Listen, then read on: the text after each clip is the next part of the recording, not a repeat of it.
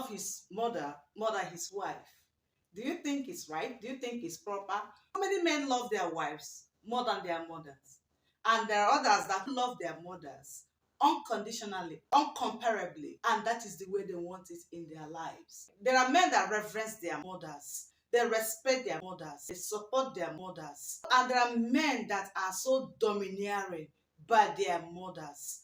And despite the fact they reverence their mothers, but they take instructions about everything concerning their marital life from their mothers. And there are men who don't really care about their mothers and also don't care about their wives. They are just there. And there are men who love their wives uncomparably too, and they don't want anything to distract their wives or their marriages. A lot of men are like that. But let me take you to the facts about mother's love and wife's love. A mother's love are unconditional, they are natural because mothers labored for their children. Mothers protect from childhood, mothers guide from childhood, mothers defense from childhood, mothers advice from childhood. Mothers are like guiding angels to their children, especially their first sons. Women have this attachment to their first sons or their last sons or even their last borns. But fathers don't really attach to their children that way. Fathers usually attach themselves to their first daughters. It's natural. Mothers can do anything in order to protect their children, in order to see their children succeed in life. Mothers can give their lives for their children. They can give their lives for their sons. And mothers will always remain there. As long as there is life, mothers are shields. They are always there. They are comforting, encouraging, and strengthening. They are patient and kind.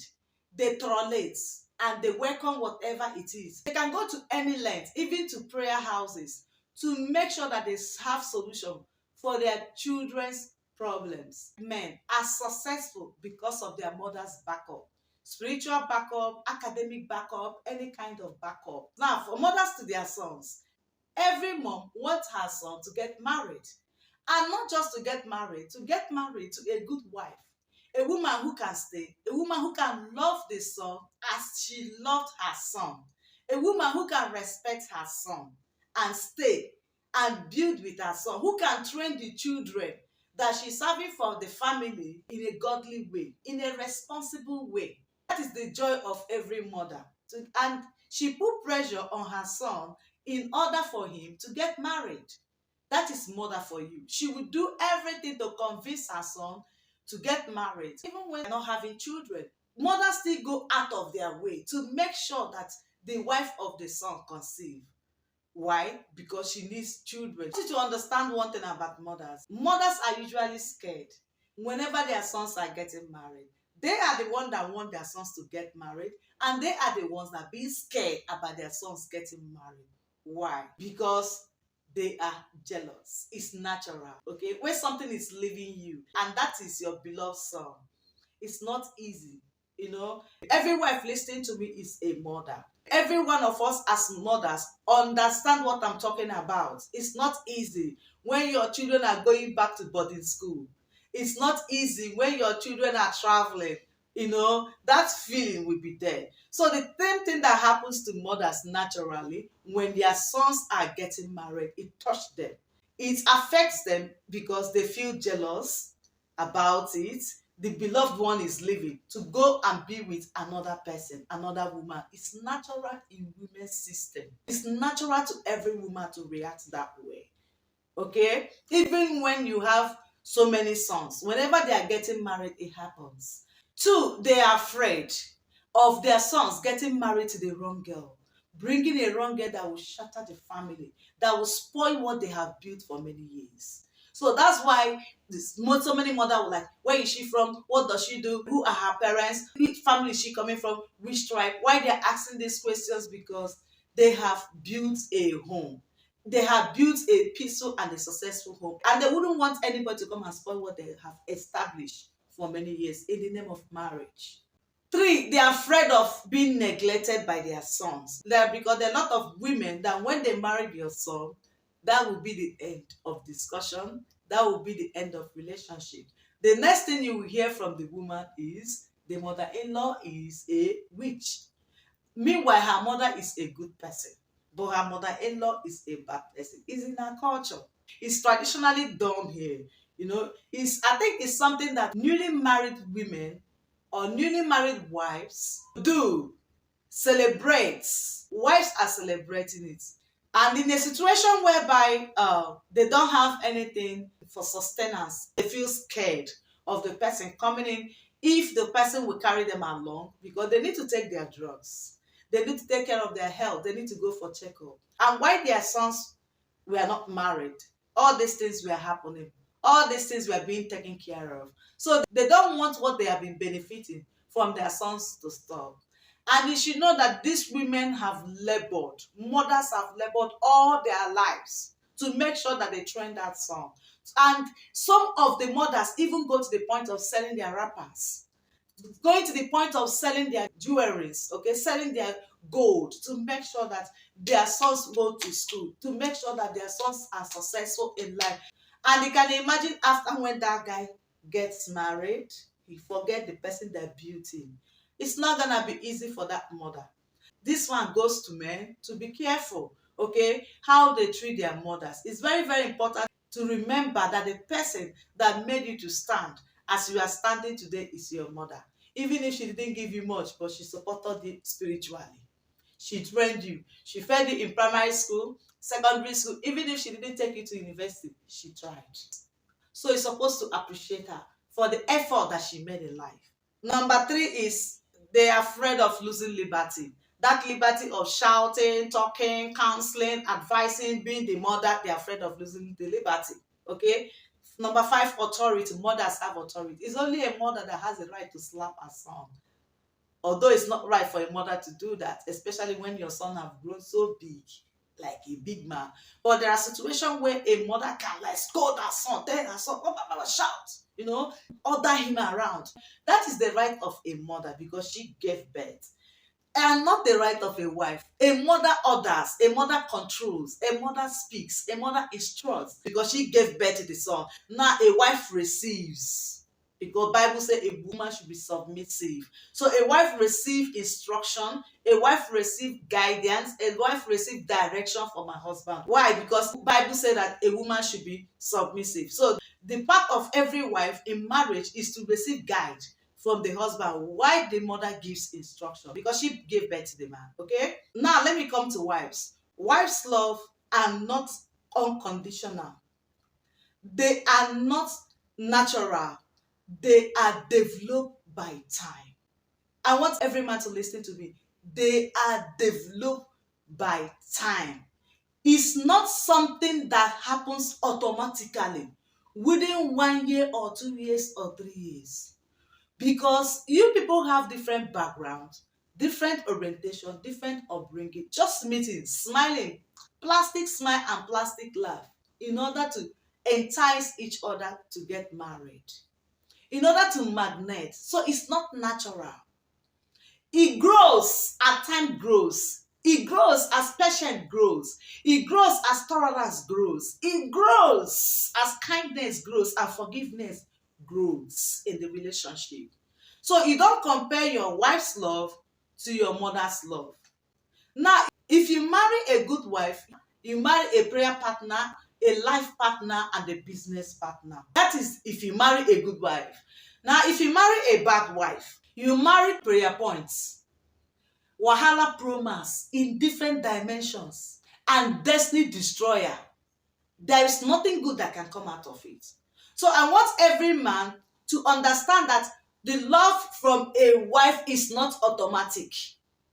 It does not happen instantly. It's a process. It takes time. So many women marry because of money, for fame. So you cannot really say what is in their mind. So you have to take it easy with her if you really want that marriage to work. You should know that Bible says a man should love his wife as Christ loved the church. Your part is to love her.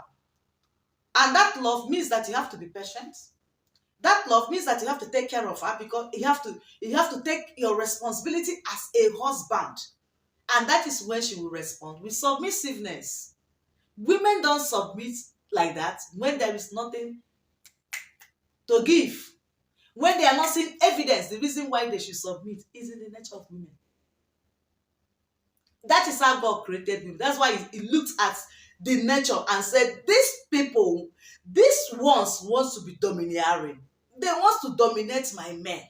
Therefore, I am giving them a commandment to be submissive. I am giving them a commandment to listen to the man.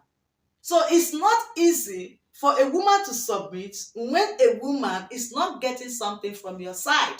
Call love, call patience, call tolerance and forgiveness. There are women that are so domineering, especially when they are the one providing for the family. That's why every man needs to work. When you work, you have something for your family and also for your parents. When you are not working, your parents will be there lamenting, your wife will be there insulting you.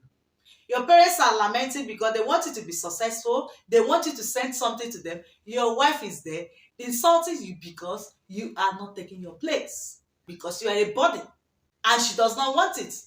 In the nature of women, it is so easy for women to quote Matthew chapter 19, verse 5 and 6 to their husbands and their family members. A man shall leave his father and his mother and find a wife who shall be the bone of his bone and flesh of his flesh. And they shall become one. And what God have joined together, let no man put an asunder. Women are so fast to cram Matthew chapter 19, verse 5 and 6. But they are not fast to speak on Ephesians chapter 5, verse 23, that a woman should be submissive. They don't like that aspect of the scripture. But that one that says a woman and a man should be one.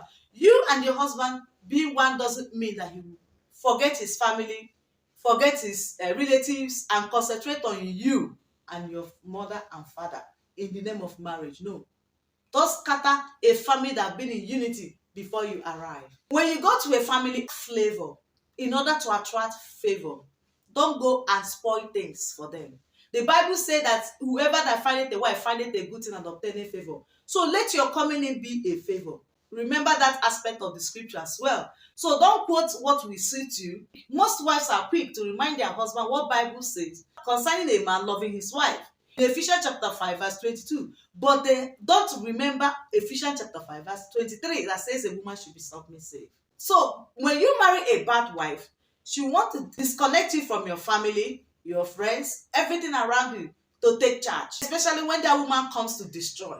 She will first of all disconnect you from everybody that will see who she is in order to deal with you. Bad wives come up with this idea of their in-laws being evil.